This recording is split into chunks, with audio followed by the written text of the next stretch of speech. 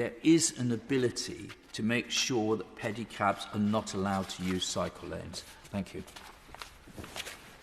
My Lords, may I welcome my noble friend to the front bench, but also extend my congratulations to the noble Lord, Lord Liddell, for joining the front bench opposite.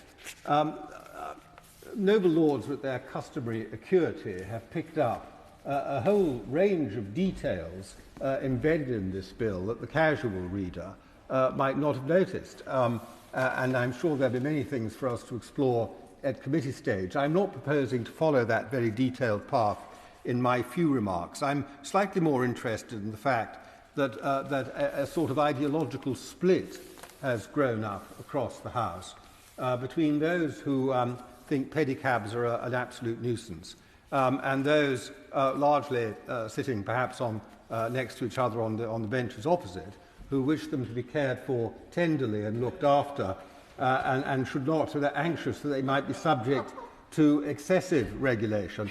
The former position was extremely well expressed by my noble friend, Lady Stowell of Beeston, backed up by some very fiery and clear remarks from my noble friend Lord Blencathra.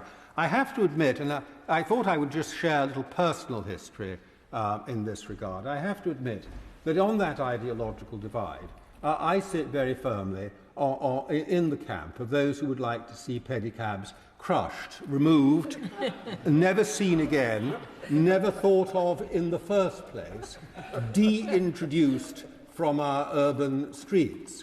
And it was that thought that led me to being, in fact, an obstacle to the progression of this bill some time ago, when I was Deputy Chairman of Transport for London, because when they appeared, Transport for London said, well, they're a menace, we must regulate them. And indeed, the Mayor of London at that time was quite keen on the idea that we should promote a bill in Parliament that would regulate pedicabs. And I said, I expressed some caution, because I said the problem with regulating something is that you approve it. You cannot use the law to regulate, to create a regulatory framework for something and then see the regulator use that framework in order to crush it and make it impossible, because that is an abuse of what Parliament has expressed a view of, which is that something should be allowed, but subject to regulation. And therefore I said the best thing to do is hope that they just go away, because they are so absolutely appalling and they can't possibly attract genuine custom. They will fail. Now, my analysis was obviously completely wrong, and my approach has failed, and so it is that reluctantly I come to the view that we might as well accept that this menace and pest is with us for a very long time. And so I support, belatedly, a bill that I was hoping we would never have to see introduced. So that is my answer, in a sense, to the remarks made by the noble Lord, Lord Berkeley, who's worried that TfL is going to use these powers in order to prevent pedicabs from plying their trade. I don't think that can happen, and it would be challengeable in the courts if they imposed conditions that were irrelevant or onerous, because that is not what we are empowering them to do. Their fees are specified. They can't set excessive fees, because the fees are specified in Clause 2(4) as being set at a level that enables the recovery of any costs incurred by Transport for London by virtue of the regulations. There's no power for TfL to set fees that exceed that level. So I don't think that is a very likely possibility. As far as enforcement is concerned, reference was made to the police. There is no policing involvement in the enforcement of these measures. There's a lengthy clause on enforcement, I think it's Clause 3, and it's absolutely clear that the enforcing authority, the powers to enforce, are being conferred upon Transport for London, not upon the Metropolitan Police. In fact, the history of cab regulation, of course, is the history of the transfer from the Metropolitan Police of the powers to regulate taxis to Transport for London as part of the Greater London Authority devolution settlement, if you like. So the police have been out of taxis and taxi enforcement for quite a long time, and they're not being brought back as far as the powers in this bill are concerned. I mean, that's a different matter if a crime is committed, of course, by a taxi driver or that would be a different matter. But breach of the regulations created here is not an enforceable matter for the Metropolitan Police, but rather for Transport for London. And I think Transport for London is really rather good at this. I'm rather pro-Transport for London, partly given my previous experience of them.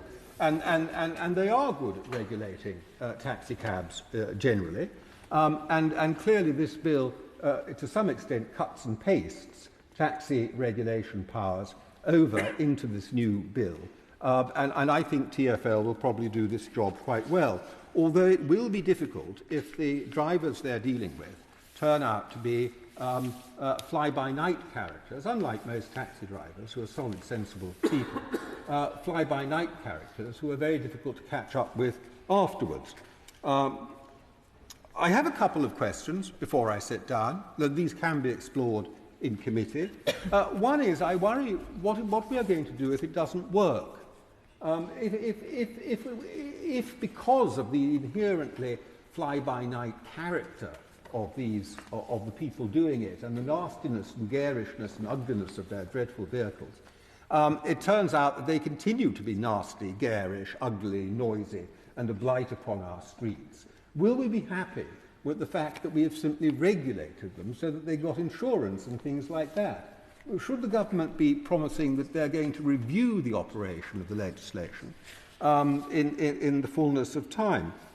My second question, and this is one of those details where I think, although I'm speaking late in the debate, is one that hasn't yet been picked up, is that I'm a bit baffled by Clause 6. Clause 6 seems to introduce a rather an unnecessarily elaborate process for the making of regulations. Now, I'm willing to stand corrected, but my understanding is that taxi regulations currently made under the Metropolitan Police, as the Metropolitan Public Carriage Act of 1869, by the board of TfL come into effect immediately and directly. That is, TfL has the power to make and amend the regulations using its normal board processes. Here, what's being proposed, for no reason that's been explained, except that it's thought appropriate by the government, is that the power be made by a statutory instrument. Now, as I understand it, again, I'm open to correction, a statutory instrument has to be laid by a minister in front of Parliament, and a minister may choose not to lay a statutory instrument if asked to do so. And so, in effect, the decision whether a regulation should be imposed is now going to be taken by the minister rather than by Transport for London, to whom we are purportedly transferring these powers. What is the purpose of that? And why would any minister, I say this with a genuine intention of offering good advice to my noble friend on the front bench, why would any minister want to be involved in this? Surely the whole point of this is to leave it to Transport for London and not have it constantly coming back to your desk where you're going to be pestered by people in order to make regulations that may or may not be the same as those recommended to you. So generally a welcome to the bill, but not a welcome to the fact that we're going to have these pedicabs now for at least a century or two while we work out the regulations. And a few questions about why the government feels it can't just let go.